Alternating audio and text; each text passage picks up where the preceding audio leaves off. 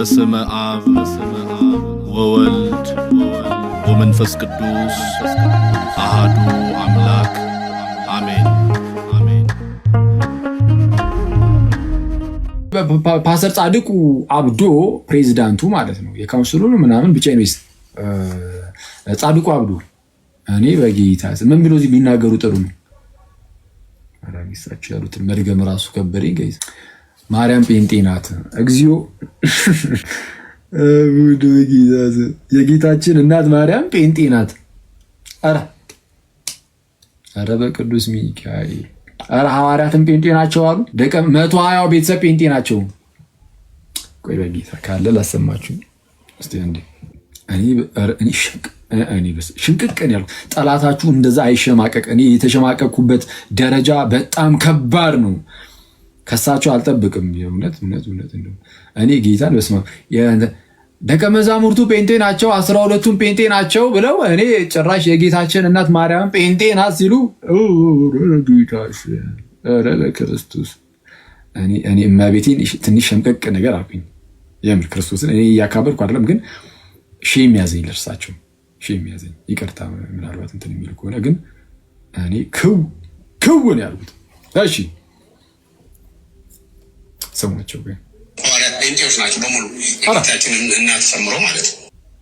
ማን ነው ያለው እሱ ብሏል በጋሻው። እሺ ሄሉ ትሰሯለች። ሄሉ ያይሽና ማን ነው ያለው በሚለው ልትሰሪበት ይገባል። የእኚህን ሰው እንትን ብለሽ የጌታ ሐዋርያት ጴንጤ ናቸው የጌታችንም እናትንም ጨምራ ጴንጤ ናት ምናምን ማን ነው ያለው በሚለው በጋሻው ይሰራል ያስፈልገናል። እሺ ስም ሐዋርያት ጴንጤዎች ናቸው በሙሉ የጌታችንን አረ በጌታ ስም ላስቀጥለው ራሱ አልቻልኩም። ይሄን ቪዲዮ ስሜታዊ እያደረገኝ ነው ወይስ ስሜታዊ እያደረገኝ ነው እንዴ? ሄዱሽ እየጻፈች ነው ሲሰርታለች እንዴ?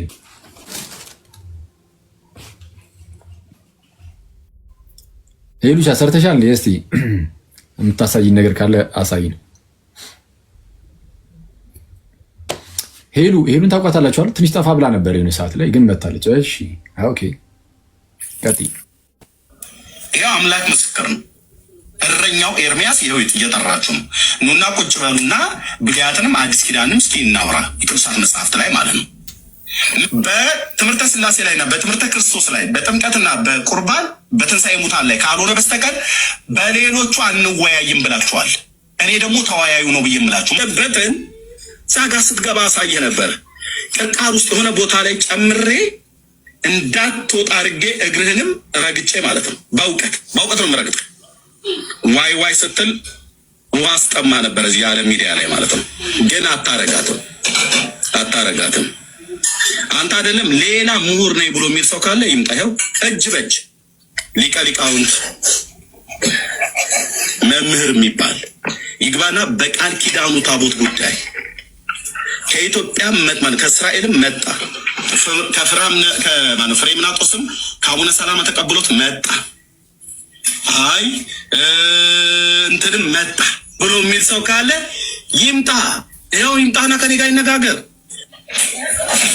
ይሄ ነው ብርና ወርቅ የተባለው ሐርና ወርቅ እያስማማች ስትፈትል የተባለው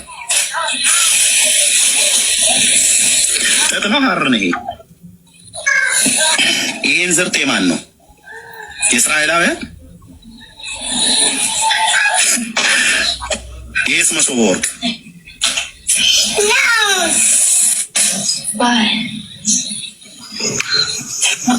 ኢትዮጵያ በሕግ መጠየቅ አለባት። አቂቱ ሁሉ እዚህ ቁጭ ብሏል። የት አለ ወርቁ?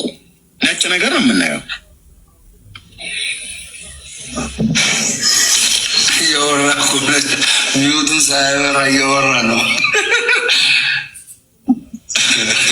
ላብላብ ሲሉ ገብቶ እኔ ሸኘኝ፣ ድንጋይ እንዳይወረውሩብኝ እኔ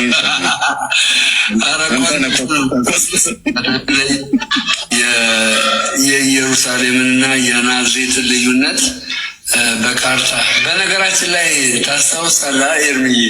አንዱ ፎክሮ እኔ አሁንም አንተን ያሳሳትከኝ፣ በቃ ቤተ ክርስቲያኒቷን እንዳላቅ ያደረከኝ ስድብ በአንደበቴ ውስጥ የሞላኸው አንተ ነህ። ቀለሜ እነግርሃለሁ አስረግጬ አንተን አይቼ ነው ገድላትን የገዛሁት። አንተን አይቼ ችግሩ ምንድነው መሰለህ? ገድላትን ገዝቼ ሳነባው ወደ ኦርቶዶክስ ጨመሩኝ። ገድላትን አነበብኩና ወደ ኦርቶዶክስ አንተ ሰምቼ ልሳደብ ነበረ። እሺ አንዴ ቆይ ሄሉ ምንድነው? በነገራችን ላይ እንትን መጥቶልኝ ነበር አሁን ስክሪን ላይ ደፊባቸው ሄደንን አስወጣት የሚል እኔ ክርስቶስን በጣም እንደዚህ የሚላል ቲክቶክ ማለት የምታሳያቸው ነገሮች ለአንዳንድ ሰዎች አንኮምፈርታብል ሊሆኑ እንደዛ ስለሚሆኑ ምንድነው ሪሙቭ አድርጋት አይነት ነገር የሚሉ መጥቶልኝ ካንሰል ቢሆን ኤኒዌይስ መብራን እና ምንድነው ያኛው ወንድም ኤርሚያስ ማለት ነው ቅድሚያዎች ፕሮቴስታንት ኤርሚያስ እሱ ምንድነው እያስተማረ ነበር። አዎ እንደው እስቲ ወንድ የሆነ መጥቶ ከኛ ጋር ይከራከር ምናምን እያለ እናንተ የምትሉት በሃይማኖት እንከራከር ነው የምትሉት በነዚህ በአምስቱ አዕማደ ምስጢራት ምናምን የድህነት ጉዳይ ምናምን የትንሣኤ ሙታን ምናምን እንደነዚህ አይነት ጉዳዮች ካልሆነ አንወያይም ነው እያላችሁ ያላችሁት አለን። አዎ ብለናል። ይህን ትክክል ነው። የድህነት ጉዳይ፣ የሃይማኖት ጉዳይ፣ ያስተምሩ የዶግማ ጉዳይ እነዚህ አይነት ነገሮች ናቸው የሚያሳስቡኝ። እነሱን ተቀብለ ክርስቲያኑ ነው እየተባልክ ያለው እንጂ ያ ምንድነው ታቦተ ጽዮን እዚህ ኢትዮጵያ አለች የለችም የሚለውን አምነህ እኮ አይደለም የምትጠመቀው። እሱን ብታምን እንኳን አትጠመቅም። አሁን ባለህ እምነት ውስጥ ሆነ ባለህ አስተምህሮ ውስጥ ሆነ ታቦተ ጽዮን ኧረ በስመ አብ አለች እዚህ ሀገር ብለህ ሄደህ ልታከብር ለምን አትሄድም? ለምን ያንን የአክሱም ቤተክርስቲያንን ጽዮን ቤተክርስቲያን ማለት ነው እሱን ለምን 37,000 ጊዜ አትዞርም? በዚህ አስተምህሮ እኮ አናጠምቅም። አንተን የምናጠምቅ ወይም ፕሮቴስታንት ወንድሞቻችን ወይም ሌሎቹንም ቢሆን የምናጠምቀው ወይ ቤተክርስቲያን የምንጨምራቸው የምርም ታቦተ ጽዮን ኢትዮጵያ አለች የለችም በሚለው አይደለም። የምንጨምራቸው በምንድን ነው? በቃ ሃይማኖት ወይም ዶግማ አስተምህሮ የምንላቸውን በማሳመን ነው። በገዛ ላይ ነው ልንከራከር የምንችለው። ታዲያ ከዛ ውጪ ታቦተ ጽዮን የት ነው ያለች በሚል ደግሞ ክርክር የገባ እንደው በታሪክ ውስጥ ሰምተህ ታውቃለህ? አይበል እንደው ይሄንን እንደው አፋለኝ ብለህ ታወራለህ? በጌታ ሼም እኮ ነው። ይሄ እኮ አይወራም እኮ እንዴ። ከዚህ በፊት ብያቸዋለሁ። ምንፍቅና የተልከሰከሰበት ዘመን ይሄ ዘመን ነው እንዴ። ታቦተ ጽዮን ኢትዮጵያ ውስጥ አለ የለም በሚል ክርክር እንግጠም ይላል ሰው። የሃይማኖት ጉዳይን ወደ ጎን አድርጎ እና ዶግማ የሃይማኖት ጉዳይ ስለ የዶግማ ጉዳይ ማለት ነው። እና ታቦተ ጽዮን ኢትዮጵያ ውስጥ እንግዲህ አለች ተብሎ ይታመናል። እሰየው እና ባትኖርስ ከድህነታችን ላይ የሚጎልብን ነገር አለ የለም። ያው የሌለችባቸው ሀገራትም ድነው አይተናል በክርስቶስ ኢየሱስ ማለት ነው። እና እንደነዚህ አይነት ታሪካዊ ነገሮችን ለማንሳት ይሞክራሉ። ከዛ በኋላ ደግሞ እንዳያችሁት ያነሳና የእመቤታችን እንግዲህ ኢትዮጵያዊ የሆነ መልክ ይሰጣል። በአንድም በሌላ ምክንያት ማለት ነው። በአንድም በሌላ መንገድ ኢትዮጵያዊ የሆኑ ነገሮች ይሰጣል። ኢትዮጵያዊ የሆኑ አገላለጾችን እንጠቀማለን ለምንገልጻቸው አገላለጾች ማለት ነው። እንዲህ ሐርና ወርቁን ስታስማማ ምናምን የሚል አይነት ነገር አላ እስቲ ወርቁ የታለ እዚህ ጋር ነጭ ነገር ነው እያየን ያለ ነው ስዕሉ ላይ እንደዚህ ክርክር ነው የሚከራከሩት በጌታ ስም እንዴ። ይሄ ፈትል ሐር የኢትዮጵያ ነው የእስራኤል ይሄ ነው ክርክራቸው ማለት ትልቅ ነገር ራሱ የላቸውም። ይዘው የሚመጡት እንደነዚህ ነገር ነው። እያያችሁ ነው ጋይስ። የድህነት ጉዳይ ይመስላችኋል እንዴ? ሰው ለመዳን ምን ማድረግ አለበት የሚለው ጉዳይ ይመስላችኋል? ጭንቀታቸው ወይም የሚያመጡት ነገር እንደዛ አይደለም እኮ። የሚያመጡት እኮ በቃ ይሄ አሁን ይሄ ነገር እኮ ነው እንዴ። አረ ይሄ ነጭ ነገር ብቻ ነው እያየን ያለው ወርቁ የት አለ ሐርና ወርቅን ስለሚል እመቤታችን ማለት ነው እያስማማች ታደርግ ነበር ስለሚል ወርቁ የት አለ ነጭ ነገር ብቻ ነው እየታየን ያለው። እንደዚህ ቀላል ነገር እያነሱ ነው አሁን የሚፎክሩት። እኛን ደግሞ ጭራሽ በሃይማኖት ጉዳይ ላይ ካልሆነ አልወያይም ትላላችሁ ተብሎ እየተከሰሰን ያለ ነው። ደግሞ እኛን መከሰስ ያለበት አሁን ማለት ነው በሃይማኖት ጉዳይ ነው በቃ መወያየው የሚለው ወይስ ሐሩ እዚህ ጋር አለች ነጩ አለች ወርቁ የት አለ ነጩ የለ የሚል ነው? አሁን እንደነዚህ ከነዚህ አይነት ሰው ጋር የምናወራው በጌታ ስም እንደዚህ ክርክር ነው። ኧረ በስመ አብ። ይሄንን አመንክ አላመንክ መች ክርስቲያን ያደረገና ክርስቲያን የሚያደርገ እኛ እንከራከርበታለን ያለው ሃይማኖት ነው። ለዛ ነው በደንብ እንደው ሽንጣችን ገትረን እዛ ላይ ጥብቅ ብለን የያዝናችሁ ለዛ ነው። ዳሩ ግን ምንድነው መሰረታዊ ነገር ይነሳ ቢባል እርስ በእርሳችሁን ፕሮቴስታንቶች ልትቆሙ አትችሉም። በአንዳችሁ ፊት አንዱ ክርስቶስ ለዓለም ሁሉ ሞቷል ሲል አንዱ ይመጣና አረ ለዓለም ሁሉ አልሞተም ለተመረጡት ነው ለሰው ዘር ሁሉ አልሞተም ለተመረጡት ነው ብሎ ያፈርስብሃል። አንዳንዱ አይ ገና ከጅምሩ ሰዎች የሚድኑት አስቀድሞ እግዚአብሔር ከወሰነባቸው ብቻ ነው የተወሰኑትን እግዚአብሔር በቃ አስቀድሞ ወስኗል የሚድኑትን። ስለዛ እነሱ እንዲያምኑ ያደርጋቸዋል እንዲድኑ ያደርጋቸዋል አለቀ። ሌሎቹ ደግሞ ለገሃነም ትቷቸዋል የሚላል። ለአንዱ ደግሞ ይመጣና እሱ ደግሞ ይቀበማል። ስለዛ መሰረታዊ ነገር ላይ ሄዶ መጽሐፍ ቅዱሳዊ ነገር ላይ ልክ ሲገባ ፕሮቴስታንቲዝም ብትንትንትንትን ይላል። ከዛ በኋላም ልክ ይሄ የካውንስሉ የፕሮቴስታንት ማለት ነው ሎጎ ነው የካውንስሉ ነው የምንድነው? ሄሉ ምናልባት ካለሽ እስቲ ቪዲዮ ታሳይ ይሆናል። እና ሎጎአቸውን ያሳይና ማለት ሎጎ የተለያየ ቀለም ምናምን ቅርጽ ምናምን ነገር ያለበት አይነት ነገር ነው። እና እሱ ለምን እንደዛ እንደተወጣ እንኳን ሲናገሩ ለምን ቢሆን ጥሩ ነው። የተለያየ አስተምህሮ ያላቸው ቸርቾች ቤተክርስቲያኖች ህብረት ስለሆነ ነው። የተለያየ አስተምህሮ ያላቸው በአስተምህሮ ደረጃ የተለያየ አስተምህሮ ነው ያላቸው። ተበጣጥሰው እንዳለው ማለት ነው ራሱ ኤርሚያስ የሚባለው ወንድም ልክ እንደዛ የሆኑ ህብረት ነው። ስለዚህ አስተምህሮ ላይ ሲመጣ እርስ በርስ ስለሚመታታ እርስ በእርሷ የማትስማማ መንግስት ደግሞ ልትጸና ስለማትችል ምን ያደርጋሉ? አይ በቃ እንደው እርስ በርስ የሚያጣላን ነገር ስለሆነ ይሄ ነገር እንደው ይቅርብና ዝም ብለን እስቲ እንደው የተሳካልን ያህል እንሞክር። ሀሩንና ወርቁን እስቲ ቼክ እያደረግን ነጭ ብቻ ሲታየን ወርቁ የታለ ብለን እየጠየቅን ገድላት ታምራት ብለን አውጥተን ለማጭበርበር እየሞከርን እንደዛ እስቲ እንደውን ሞክር ብሎ የተነሱ ናቸው እንጂ ሃይማኖት ጉዳይ ላይ ምንም የትም ሊቀርቡን አይችሉም። ጭራሽ ቤተክርስቲያንን ሊቀርቧት አይችሉም። ቤተክርስቲያንን አይቀርቡ ጫፏ ጋር ነው የማይደርሱት። ቤተክርስቲያን ጋር እንዲህ አይቀርቧትም። ቤተክርስቲያን ጋር ኢየሱስ ጋር በተአምር እንዴት አድርገው ይዋጉታል? ኢየሱስን ቤተክርስቲያንን መዋጋት ኢየሱስን መዋጋት ነው። ከዚህ በፊት አሳይቻችኋለሁ እንዴት እንደሆነ እሱ እና ኤኒዌይስ አብሮ ከዛ አሁን ኤርሚያስ የሚባለው ወንድም ልክ እንደዚህ ሲያወራ ማለት ነው ከትንሽ ጊዜ በፊት ነው እንደዚህ የሚያወራው እና ሲያወራ አብሮት የነበረ ከስር ሲያወራ የነበረ ሰው ሰምታችኋል። አንድ ወንድም ነው እንግዲህ ደምሮ ይባላል። እዚህ ቲክቶክ ላይ ደምሮ ይባላል እና ምናልባት የማታውቁት ሰዎች ካላችሁ ማለት ነው። እሱ ከስር አብሮት ያወራል። ፕሮቴስታንት ነው ያወሩት። እርስ በርስ የተቀባበሉ ያወራሉ። አሁን ላይ አብሮት ሲያወራ የነበረው ያ ደምሮ የሚባለው ራሱ ወደ ክርስትና መጥቻለሁ እያለ ነው። ወደ ክርስትና ልመጣ ነው አሁን በቅርብ ልጠመቅ ነው እያለ እና ከልቡ እንደሚሆን አምናለሁ አስባለሁ። ጌታ ደግሞ በነገር ሁሉ ይርዳው፣ የልቡን ይፈጽምለት፣ በልቡ ላይ በደንብ እምነትን በደንብ አድርጎ ይዝራበት እና አብሮት እንደዛ ሲል የነበረ ወንድም ከስሩ ላጥ ብሎ አረ ጉዞ ወደ ክርስቶስ ቤተክርስቲያን፣ ጉዞ ወደ እግዚአብሔር፣ ጉዞ ወደ ክርስቶስ ቤተክርስቲያን ብሎ ለምሳሌ እሱ ራሱ አብሮት የነበረው ሳይቀር ይወዳል እና ጥሩ ነው። ጌታ ይመስገን፣ ጌታ ይመስገን። ሰው ምንድነው ልላችሁ የምወደው ቅድም ጀምሬላችሁ ነበር። ስሙት አንዴ በጌታ ይሄንን ቆይ ሄሉ አንዳንድ ቪዲዮችን እስከምታወጣ ስሙ። ጻድቁ አብዶ ምን እንዳሉ ሐዋርያት ጴንጤዎች ናቸው በሙሉ የጌታችንን እናት ጨምሮ ማለት ነው። ጴንጤ ናቸው በፈለገ መንገድና ጴንጤ ናቸው። 120ዎቹ ጴንጤ ናቸው። ጴንጤ ናቸው። ማንም ይምጣ ለመከራከር ይችላሉ። ሐዋርያት ጴንጤዎች ናቸው በሙሉ የጌታችንን እናት ጨምሮ ማለት ነው። ብሏላ እንትና ኤርሚያስ በሱም ስር ይለን ሄሉሻ ነገ በሱም ስር አታምታታም ስለ በሱም ይስ እና ቅዱስ ሚካኤል በጣም ነው ሾክ ያደረገኝ እንደዛ ሲል። ከዚህ በፊትም አንድ ዮናታን ምናምን እንደዛ ብሎ ተናግሮ ነበር እና ዮናታን አክሊሉ የሚባለው ማለት ነው እና በጣም ገርሞኝ ነበር። በቃ ዝም ብሎ ደስ እንዳላቸው እንደዛ ይናገራሉ እንደነዚህ አይነት ሰዎች በሚለው ዝም ብዬ ነበር። ግን ጻድቁ አብሮ ተነስተው ሐዋርያት ጴንጤ ናቸው የጌታችን እናትንም ጨምሮ ደግሞ የፈለገ ሰው መጥቶ ይከራከርም ብለዋል። ያኔ ያው ስለማከብራቸው በእርግጥ እና እንከራከር አይደለም ኦፍኮርስ፣ ግን ልመልስልዎት ግን ይችላል። ቪዲዮ ሰራብዎታለሁ። በጣም ይቅርታ ቪዲዮ ላይ መልስልዎታለሁ። እዚህ ላይም ትንሽ ነገር ልበልብዎት መሰለኝ ትንሽ ልይልብዎት እና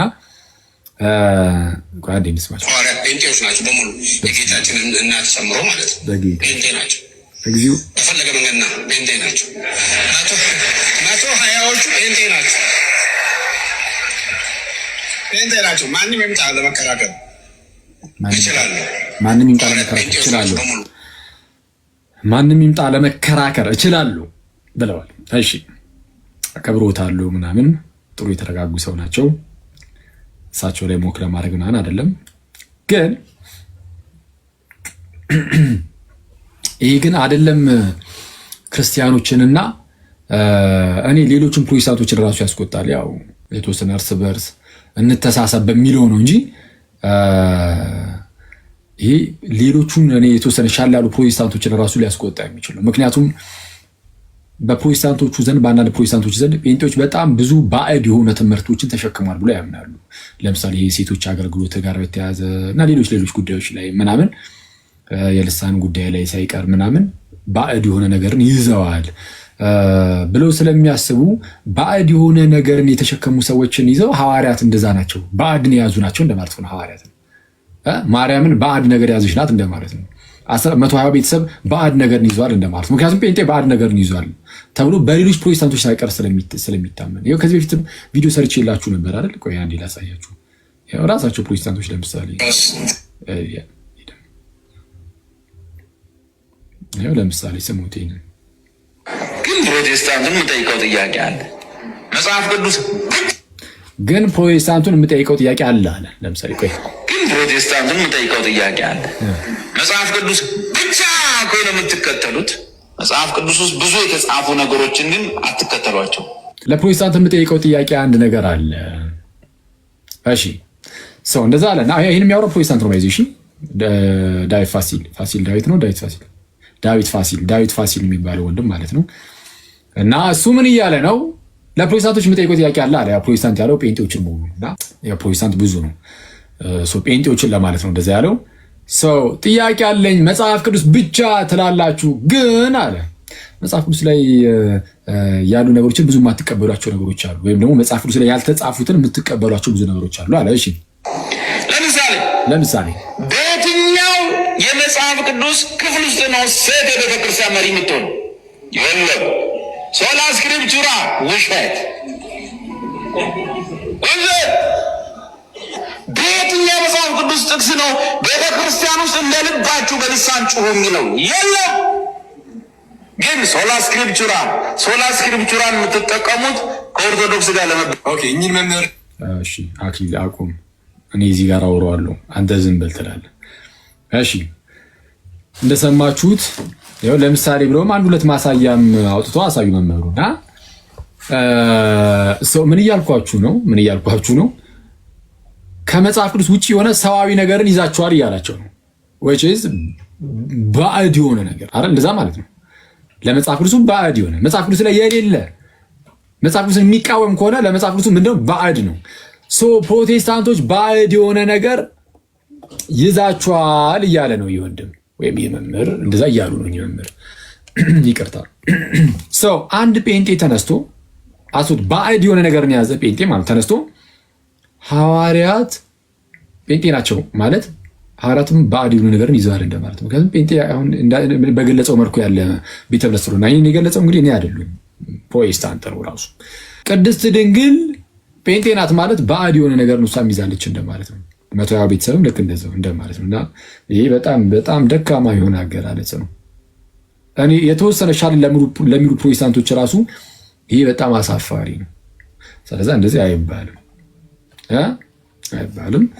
ሐዋርያት ክርስቲያኖች ናቸው። እሺ ቀጥተኛ ኦርቶዶክስ የሆኑ ክርስቲያኖች ናቸው። ኦርቶዶክሶች አይደሉም ካልከኝ በአስተምህሮ ደረጃ እናናሞግተኝ። ያው በዚህ አስተምህሮ የክርስቲያን አስተምህሮ በኦርቶዶክሱ የክርስቲያን አስተምህሮ ሐዋርያቱ አይስማሙም የምትሉት ካለ በጌታ እንደው አንድ ስጡኝ። አንድ ጴንጤ ጥምቀት አያድንም ይላል። ሐዋርያትን ስታያቸው እንዳለ ጥምቀት ያድናሉ ትምህርታቸው። ቅዱስ ቁርባኑ የጌታ ስጋና ደም አይደለም ይላል ጴንጤ። ሐዋርያትን ስታያቸው ራሱ ኢየሱስን ጨምሮ የጌታ ስጋና ደም ነው የሚለው። በአስተምህሮ ደረጃ ፕሩቭ ሚ ሮንግ፣ ስህተት መሆን እስቲ ያሳዩ እና ኤኒዌይስ እንደነዚህ አይነት ሰዎች አሁን እንደዚህ የሚሉት ይመስለኛል። አሁን 120 ቤተሰብንም ስለጨመሩ ያው 120 ቤተሰብ በተሰበሰበበት ጊዜ መንፈስ ቅዱስ ወርዶ በዚህ በጣም ድካም ውስጥ ነኝና ለዛ ዛሬ አልቻልኩም የተወሰነ ጉሩ እና ምንድነው ስለዛ ካዛብኳችሁ ይቅርታ ማለት ነው። እና ምንድነው በዛ በ120 ቤተሰብ ላይ መንፈስ ቅዱስ ወርዶ አልነበረ? ልሳን በእነርሱ ላይ ወርዶ ነበረ እና ልሳን ወርዶባቸው ስለነበር በቃ እንደው አሁን ላይ ጴንጤ ልሳን ስለሚናገር ያ በዛ በ120 ቤተሰብ ላይ የወረደው ልሳን ስለሆነ አሁን እኛ ጋር ያለው ልሳን እያሉ ነው። እነሱም ጴንጤ ናቸው በቃ የማለት ነገር እና በዛው መንፈስ ቅዱስ በወረደ ሰዓት ደግሞ እመቤታችንም አብራ ነበረች፣ የጌታ እናትም በዛ እንደነበረች ይናገራል።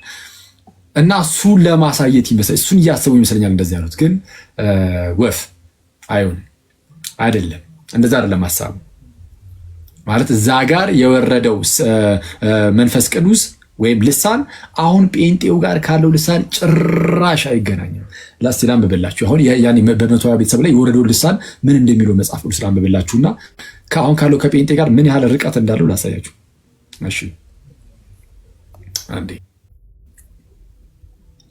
መጽሐፍ ቅዱሳችሁን ግለጡና ሁላችሁም ያንኑ ቦታ እንክፈት። ሐዋርያት ሥራ ምዕራፍ 2 ሐዋርያት ሥራ ምዕራፍ 2 ከቁጥር 1 ጀምሮ እንዲህ ይላል። አወጣችሁ ጋይስ አብረን እናንብብ። እሺ በዓለ ሃምሳ የተባለውን ቀን በደረሰ ጊዜ ሁሉም በአንድ ልብ ሆነው አብረው ሳሉ። በዓለ ሃምሳ ማለት ከፋሲካ 50ኛው ቀን ላይ ማለት ነው። እና ከፋሲካ 50ኛው ቀን ላይ በዛ በፋሲካን በሚያከብሩ ጊዜ ላይ ስለነበር ጌታችን የተሰቀለውም ስለዛ ከጌታችን ስቅለት 50ኛው ቀን ላይም በአንድ ልብ ሆነው አብረው ሳሉ እሺ ሐዋርያቱ የ120 ቤተሰብ ምናምን ማለት ነው። ድንገት እንደሚነጥቅ አውሎ ነፋስ ከሰማይ ድምፅ መጣ፣ ተቀምጠውም የነበሩበትን ቤት ሁሉ መላው። እንደ እሳትም የተከፋፈሉ ልሳኖች ታዩአቸው፣ በእያንዳንዳቸውም ላይ ተቀመጡባቸው። በሁሉም መንፈስ ቅዱስ ሞላባቸው። እሺ መንፈስም ይናገሩ ዘንድ እንደሰጣቸው በሌላ ልሳኖች ይናገሩ ጀመር። አሁን 120 ቤተሰብ ተሰበሰበ፣ መንፈስ ቅዱስ በእነርሱ ላይ ሞላባቸው፣ መንፈስም ይናገሩ ዘንድ በሰጣቸው በሌላ ልሳኖች ይናገሩ ጀመር እና ሁሉም እንደተሰጠው ልሳን ይናገራል፣ በተሰጠው ልሳን ማለት ነው። እሺ አሁን ይሄ ልሳን አሁን ላይ ያሉ ጴንጦች የሚናገሩት አይነት ሶኮል ልሳን ነው። አሁን ላይ እነሱ ይሉታል ልሳን ብለው ይጠሩታል። የእነሱንም ያው ከመጽሐፍ ቅዱስ ላይ ልሳን የሚል ስላለ የእነሱንም ልሳን ብለው ጠርተውታል። ግን የምር ሐዋርያት ላይ የወረደው ልሳን እና እነዚህ ሰዎች አሁን ጴንጦች የሚናገሩት ልሳን ተመሳሳይ ነው? በፍጹም። ይኸው እሱን ለማወቅ መጽሐፍ ቅዱስ ላንብብላችሁ። በጣም ቀላል ነገር። የጴንጤው ልሳን ምን አይነት ነው ታውቃላችሁ? ጭራሽ ዓለም ላይ የማይታወቅ አይነት ምንም ዝም ይሉታል፣ ዝም ብለው እነሱም አያውቁትም፣ ማንም አያውቁም፣ ዓለም ላይ የማይታወቅም በቃ ከእግዚአብሔር ጋር የተነጋገርንበት ነው አይነት ነገር ብቻ ብሎ ለማለፍ የሚሞክሩት። እሺ ስለ ልሳን ግን እንዲህ ይላል። ከሰማይም በታች ካሉ ሕዝብ ሁሉ በጸሎት የተጉ አይሁድ በኢየሩሳሌም ይኖሩ ነበር። ማለት የዛ ሰዓት የአይሁድ በዓል ስለነበረ በዓለ ሃምሳ ራሱ በዓል ለማክበር ከተለያየ የዓለም ክፍል ወደዛ አካባቢ ሄደው ነበረ። በጸሎት የተጉ አይሁድ በኢየሩሳሌም ይኖሩ ነበር በዛ ሰዓት ማለት ነው፣ በዓሉን ለማክበር ሄደው። ይህም ድምፅ በሆነ ጊዜ ማለት የሐዋርያቱ ድምፅ ማለት ነው፣ በተለያየ ልሳን መናገር ሲጀምሩ ሐዋርያቱ ይህም ድምፅ በሆነ ጊዜ ሕዝብ ሁሉ ተሰበሰቡ። ከዛስ እያንዳንዱም ያ ሕዝብ ማለት ከተለያየ የዓለም ክፍል የመጣው ሕዝብ እያንዳንዱም በገዛ ቋንቋው ሲናገሩ ይሰማ ስለነበር የሚሉትን አጡ። ሲናገሩ የነበሩት በገዛ ቋንቋቸው ነው። የሳው ልሳን ማለት የራሳቸው የሰዎቹ ቋንቋ ነው። ማይ ብራዘር የገዛ ቋንቋቸውን በገዛ ቋንቋቸው ሲናገሩ ይሰማቸው ስለነበር የሚሉትን አጡ። ስለዚህ አሁን ላይ ያለው የጴንጤ የሚናገሩ ልሳን ብሎ የሚናገሩ ነገር የዛሬ 100 ዓመት አካባቢ የጀመረ ከዛ በፊት ግን በክርስትና ውስጥ ሳይሆን በባዕድ አምልኮ ውስጥ በጣዖት አምላኪያን ዘንድ የሚታወቅ አይነት የዛር አይነት ድምፅ የማውጣት አይነት ነገር ነው እንጂ የክርስትና አይደለም። ሲጀመር እሱ በፍጹም የክርስትና አይደለም። እና ያ በሐዋርያቱ ላይ የወረደው ልሳን ግን በቃ ቋንቋ ነው። ልሳን ማለት አንደበት፣ ቋንቋ ማለት ነው። ምን አለ? እያንዳንዱም በገዛ ቋንቋው ሲናገሩ ይሰማ ስለነበር። እነዛ ሰዎች በልሳን የተናገሩት የሰሙት ቋንቋ ነው። አለቀ። በገዛ ቋንቋቸው ከተለያየ አካባቢ መጡ። እሺ ቀጣይ ይላል። ተገርመውም ተደንቀውም እንዲህ አሉ። አሁን ተገረሙ፣ ተደነቁ። ምክንያቱም የሚናገሩት እነዛ ሰዎች የገሊላ ሰዎች ናቸው አይደለ? የሚናገሩት እነዛ ሰዎች የገሊላ ሰዎች ናቸው። ሐዋርያቱ ምናምን የገሊላ ሰዎች ናቸው።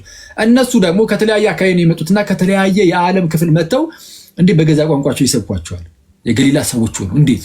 እሱ ነው አሁን እያስገረማቸው ያለው። ተገርመውም ተደንቀውም እንዲህ አሉ። ምን አሉ? እነሆ እነዚህ የሚናገሩት ሁሉ የገሊላ ሰዎች አይደሉም? ምን እኛም እያንዳንዳችን የተወለድንበትን የገዛ ቋንቋችንን እንዴት እንሰማለን? እነዚህ የገሊላ ሰዎች አይደሉም እንዴ? ስለዚህ እኛም እያንዳንዳችን የተወለድንበትን የገዛ ቋንቋችንን እንዴት እንሰማለን? የሰሙት የተወለዱበትን የገዛ ቋንቋ ነው። እስቲ አሰማና ታዲያ እንደዛ ነው ያሰማ ያለው አንተ አይደለም እኮ የጴንጤ ልሳን ሲጀመር የሐዋርያቱ ልሳን አይደለም። ስለዛ የትኛውን ጴንጤ ተነስቶ ማርያም ጴንጤ ናት፣ ሐዋርያት ጴንጤ ናቸው፣ 120 ቤተሰብ ጴንጤ ነው የሚል ሰው ካለ እሱ ስለ የትኛዋ ማርያም፣ ስለ የትኛው ሐዋርያት፣ ስለ የትኛው ደቀ መዝሙር እያወራ 120 ቤተሰብ እያወራ እንደሆነ መታወቅ አለበት።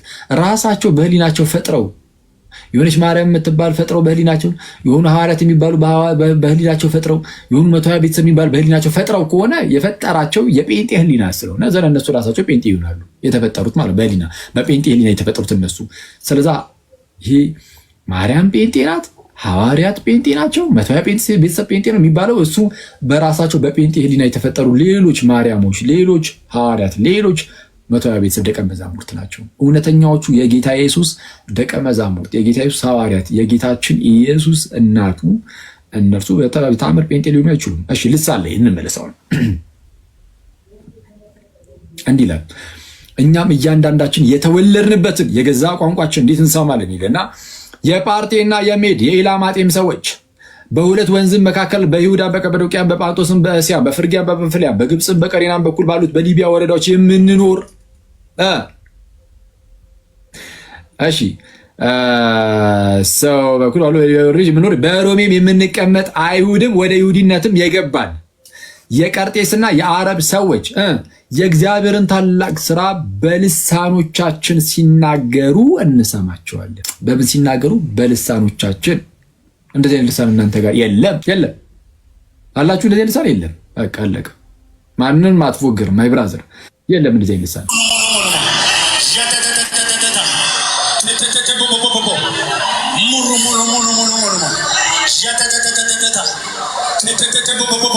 አስባችሁታል? ጴጥሮስ እንደዚህ እያለ ነበር ነው እያሉ ነው ያሉት። ቡቡቡቡቡቡ ታታታታታታታታታታታ አረ ጌታ ይቅር ይበል። ጴጥሮስ እንደዚህ ይላል ትላለህ አንተ? አረ አንተ ሐዋርያት ጴንጤ ናቸው ብለህ እንደዚህ ይላል ነው? አረ በጌታ በኢየሱስ አረ እያፈርን እንደው በመብርሃን እስማ። አንዳንዴ ክርስቶስን በጣም ነው የሚያስገርመው እና በጣም የእግዚአብሔር መንግስት በጣም በደጅ ናት እና እኔ የትኛውም ሰው አሁን ወደ እግዚአብሔር መንግስት በጣም መቅረብ አለበት። ከእንደዚህ ዓይነት ቀልድ ወጥቶ ወደ ጌታ ቤተክርስቲያን መጨመር በጣም ያዋጣዋል። ክርስቶስ ድንገት ይመጣል። ያኔ እንዳናፍር በሙሽራይት ውስጥ ልንጠብቀው ይገባል። በቤተ ክርስቲያን ውስጥ ሆነን ልንጠብቀው ይገባል። ይሄ ቡቡቡ ጣጣጣ ቃቃቃ ምናምን ብለህ እነ ጴጥሮስ እንደዚህ ይላሉ ብትል፣ ሐዋርያው እንደዚህ ይላል ብትል ስራ ፈት አይደለም ማይ ብራዘር። መንፈስ ቅዱስ ሞልቶበት በተለያዩ ቋንቋዎች ልሳኖች በዓለም ዳርቻ እየሄደ ያስተምር የነበረ ነው ሆነ የምንለው የሞላበት ቅዱሱ መንፈስ እንጂ ሌላ አይነት ስፒሪት አይደለም። እንዲህ የሚያስብል አይነት መንፈስን አልተቀበለም ቅዱስ ጳውሎስ። ቅዱስ ጴጥሮስም የተቀበለው እንዴ ምንድነው የእግዚአብሔርን ክብር በገዛ ልሳኖቻችን ይገልጣሉ ተብሎ እስኪነገርላቸው ድረስ የእግዚአብሔርን ቃል የሚገልጡበት ቋንቋን የተሰጣቸው አለቀ። እና ጴንጤ አይደሉም እና እስቲ የተወሰነ እንሄድበት ይሆናል። እና ሌላም ነገር አይቻለሁ። ቆይ እስቲ ሴቭ አድርጌው ነበር እንዲህ ወንድማችን በጋሻው ደስ አለኝም ትላለህ እንዴ? በሔዋን ንጽጽር ያለችው ማናት? ይኸውልህ ተመልከተው። እንደዚህ አይነት ነገሮች ይኸውልህ ውዳሴ ማርያም እኮ በእንተ ሔዋን ተሐጽወ ኆኅተ ገነት መጣበታለሁ በዚህ ተርወለናል። ይኸውልህ በሔዋን ቪዲዮ ይሰራበት እንዲሰራበት ዳግመኛ በማን ተከፈተ? በድንግል ማርያም። ይኸውልህ ሔዋን ከድንግል ማርያም ጋር ልትነጻጸር በፍጹም አችልም። በፍጹም ስህተት ነው። ልክ አይደለም። የሔዋን ምትክ አይደለችም። ሔዋን በተአምር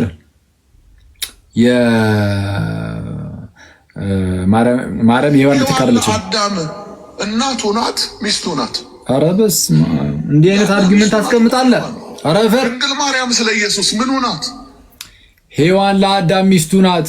ድንግል ማርያም ለክርስቶስ ደግሞ ሚስቱ አይደለችም፣ እናቱ ናት። ስለዛ ሔዋንና ማርያም ሊነጻጸሩ አይችሉም ማለት ምንድነው? ሔዋንን ከማርያም ጋር እያነጻጸሩ መናገር አይቻልም። ከቤተ ክርስቲያን ጋር ነው እንጂ ነው ሐሳቡ። እሺ ከቤተ ክርስቲያን ጋር ማነጻጸር ይቻላል? ሔዋንን ይቻላል? ይቻላል። አዎ እንዴ ይቻላል ሳይሆን ሲጀመር ንጽጽር ውስጥ አሉ። ሔዋን ለቤተ ክርስቲያን ምሳሌ ሆና ተቀምጣለች። ይሄ ምንም ግልጽ ነው። እናውቃለን፣ እንረዳ። ይሄ የክርስቲያናችን ትምህርት ነው። ጳውሎስም ብሏል ይህ ምስጢር ታላቅ ነው ቢለና ኤፌሶን ምዕራፍ 5 ላይ እኔ ግን ስለ ክርስቶስና ስለ ቤተክርስቲያን ይህንን እናገራሉ ይላል። ስለ ባልና ሚስት ምናምን ከላይ ይናገራል። ዘን ለአዳም የተነገረ ይሄ ሰው አባትና እናቱን ይተዋል ከሚስቱም ጋር ይጣበቃል የሚለው ይናገርና ይህ ምስጢር ታላቅ ነው፣ እኔ ግን ይህንን ስለ ክርስቶስና ስለ ቤተክርስቲያን እናገራሉ ይላልና ሰው የአዳምና ሔዋን ነገር የክርስቶስና የሙሽራይቱ የቤተክርስቲያን ምሳሌ ነው ወይ ነው? ይህንን በጣም ብዙ ጊዜ አስረድተናችሁ አይደል? ተረድተናል፣ ተማምረናል። እና ራሱ ይሄ ወንድማችን በጋሻውም ልክ ከጎኑ ሔዋን ማን ነው ከአዳም ጎን ሔዋን እንደተገኘችው ክርስቶስም ከጎኑ ልክ ሲወጋ በመስቀል ላይ ሆኖ ውሃና ደም ፈሶ የለ እና ከጎኑ ሙሽራይቱ ኤርሲያን ወጣቻል። አሁን ይህንን የትኛው ከየት ነው ያገኘው? ከራሳችን አንድ ከኤርሲያን ከኦርቶዶክስ አይደለ ይሄን የወሰድከው ከኦርቶዶክስ ቤተክርስቲያን ነው፣ ከቤተክርስቲያን ነው የወሰድከው። እና የሳው በዛ ከጎኑ ጌታችን ልክ አዳም እያንቀላፋ ነበር፣ ከባድ እንቅልፍ ላከበትና ከጎኑ ሔዋንን አስገኘ ሙሽራይቱን።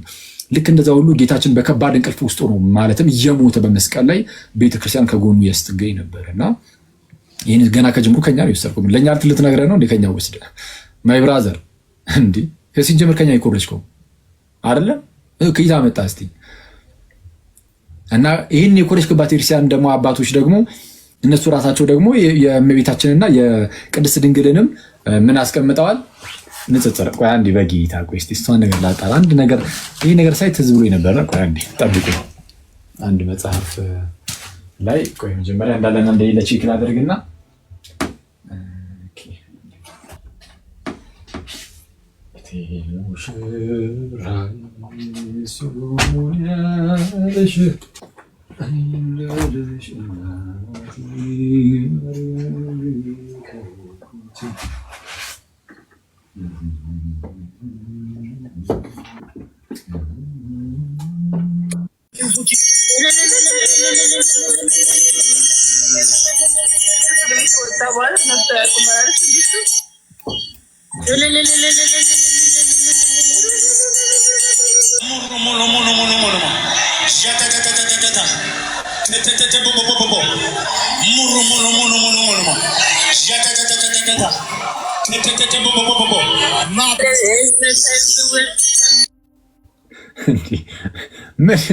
ምንድን ነው ከብቻኝ ሴትዮ?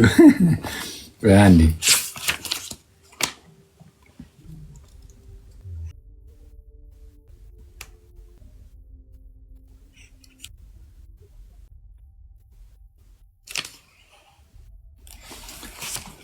አዎ እሺ አንዴ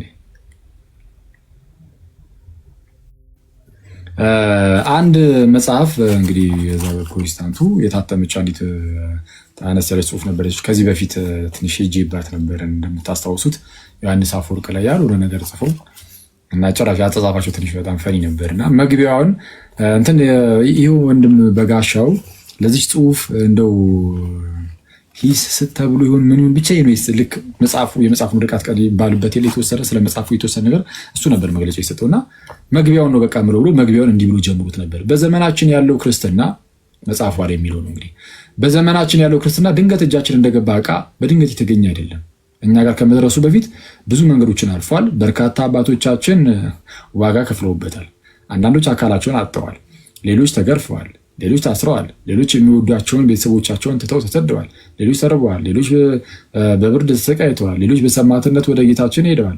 ይህ የክርስትናችን አንዱ መልክ ነው እና ሌላኛው የክርስትናችን መልክ ደግሞ ኑፋቄ ሲገባ በመከላከል ምናምን ብቻ ይነስ በዚህ ውስጥ እንደመጣ እንጂ ድንገት እንደ እጃችን እንደገባ ዕቃ ያገኘነው አይደለም ምናምን ብሎ ጸሐፊው ጽፏል። ይህንን የጻፈው ወንድምም ኧረ እመቤታችን ከሔዋን ጋር ልትነጻጸር አይገባም ብሎ ይሄ አሁን ወንድማችን ይሄኛው በጋሻ ያልሆነ ራሱን ብሏል። ምንድነው ኤኒዌይስ እና ይሄው ራሱ በጋሻውም ይሄንን ብሏል። እና ይሄንን ካለ ታዲያ አሁን ይሄ ስለ አባቶች በዚህ ደረጃ ከተናገራችሁ አባቶች በጣም በስፋት ሔዋንንና እመቤታችንን አነጻጽረዋል። ይሄን የተቃወመ አባት ደግሞ የለም። አይገርም? ይሄን የተቃወመ አባት የለም። ግን ያነጻጸሩ ግን በጣም በርካታዎች አሉ።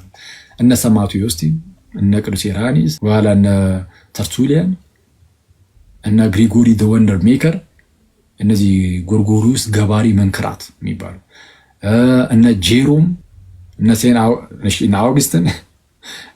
አውግስጢኖስ እና ሌሎችም እነዚህ ሁሉ አባቶች ሔዋንንና ቅድስት ድንግል ማርያምን አነጻጽረዋል።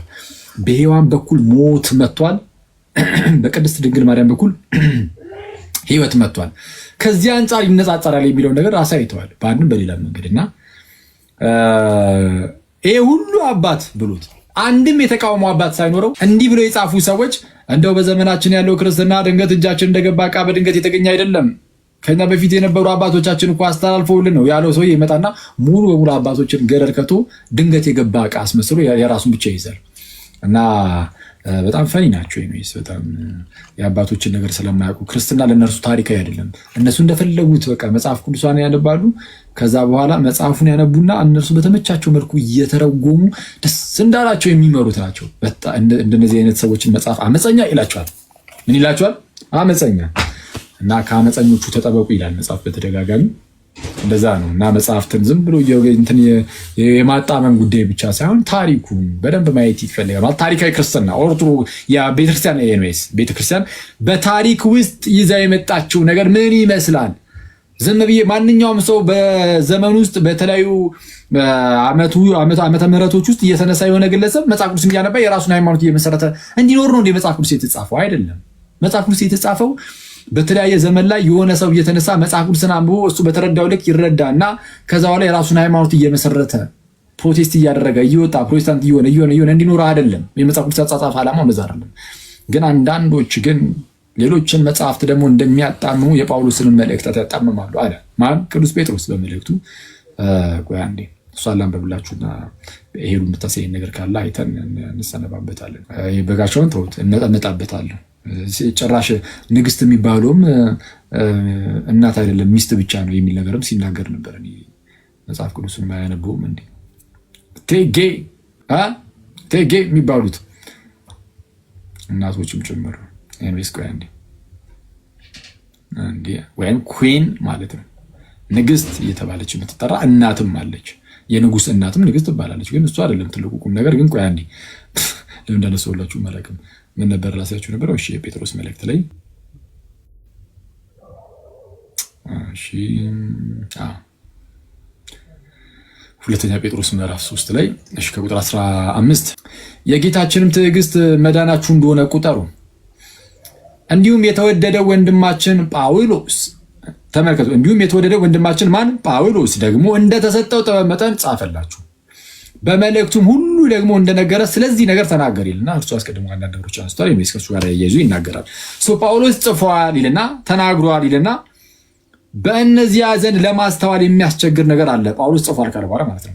ያልተማሩትና የማይጸኑትም ሰዎች ሌሎችን መጽሐፍት እንደሚያጣምሙ እነዚህን ደግሞ ለገዛ ጥፋታቸው ያጣምማሉ። እነዚህን የትኞቹን? የጳውሎስን መልእክታት ለገዛ ጥፋታቸው ያጣምማሉ። የጳውሎስን መልእክታት እንግዲህ እናንተ ወዳጆች ይህን አስቀድማችሁ ስለምታውቁ በአመፀኞቹ ስህተት ተስባችሁ ከራሳችሁ ጽናት እንዳትወድቁ ተጠንቀቁ። ነገር ግን በጌታችንና በመድኃኒታችን በኢየሱስ ክርስቶስ ጸጋና እውቀት ደግሞ ለእርሱም አሁንም እስከ ዘላለም ቀን ድረስ ክብር ይሁን አሜን ይላል። እና እንደዛ ነው ጋይስ፣ ከአመፀኛ መጠበቅ አለብንና ያ እሺ ይሉ የምታሳይን ነገር ካለ አሳይና እንጨርስ። እሺ ይሄ ወንድም ደግሞ እሺ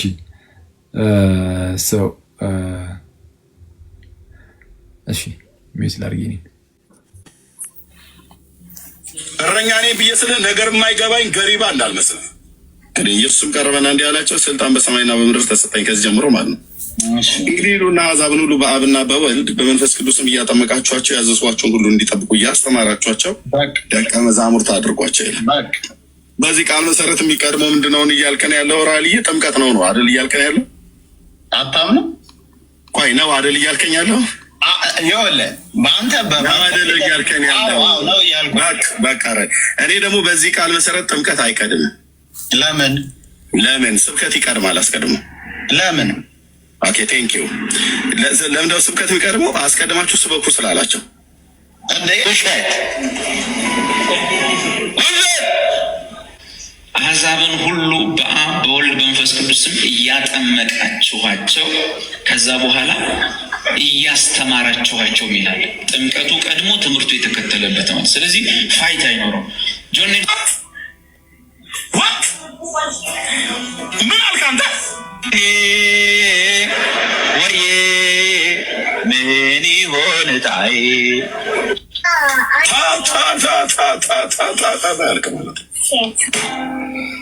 አንዳንድ እንደዚህ ጣልቃ ምትገብ ወንጌላዊ ተብሎ ተጠርቶ ምን መጽሐፍ ቅዱስ ያውቃል? እዛኛው ቤት ብቻ ነው። እዚህኛውን ቤት የነሱን ጩኸት ይዘው የሚጮሁ አሉ።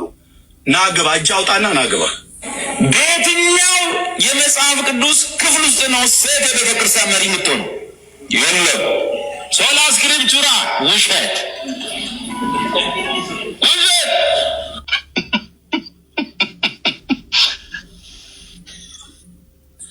እርግጠኛ ነኝ ግልጽ ነው የሚላት እዛ።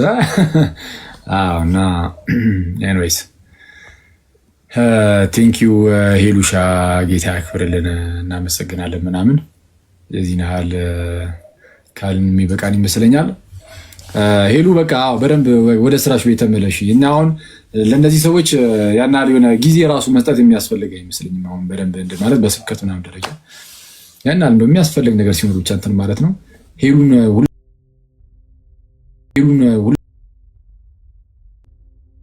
ያሉትን እንደ አብይ ያስመሰለች ምናምን ሳይሆን በቃ ያሉትን ታመጣለች፣ ስህተታቸውን በሌላ ቪዲዮ ደግሞ ታሳያለች እዛው ጋር ምናምን እና በጣም ትምህርት ይሰጣሉ። ፈን ነው ግን በጣም ትምህርት ታገኙበታላችሁ እና እንዲህ ለማድረግ እውቀት ይፈልጋል እና ሄሉ በጣም ደስ የምትል እህታችን ናት። ያው ኦጂ ናት ትላለች፣ ከበፊትም የነበረች ናት። እዚህ ጉዳይ ላይ ትላለ እና በደንብ እንትን በሉ። የእሷን ምናምን እዩ፣ በደንብ ፎሎ አድርጓት። የሌሎችንም ወንድም እህቶችን ሚናን ሮሚ ጠፍታለች፣ የነሱን አሁን ስም ባልጠቅስ ይሻላል። ለካ ቆይ ስም መጥቀሱ ይቅርብኝና ግን የሁሉንም ምክንያቱም ለራሳ እችላለሁ ዘረዝር አልኩና መሀል ላይ ከረሳሁኝ ያልቅልኛል ጋይስ። እና እንደዛ ነው። አንድ መዝሙር እንስማ ዝም ብለን። ምን ይለናል መዝሙር ሰምተን እንለይ። እሺ መዝሙር እንስማ አንድ እና አዲስ ማለዳ ሳይቀር ሁሉንም ሰዎች አታስጠሩኝ ስም። እስቲ ምን መዝሙር ልክፈትላችሁ? በስመ አብ ወወልድ ወመንፈስ ቅዱስ አሃዱ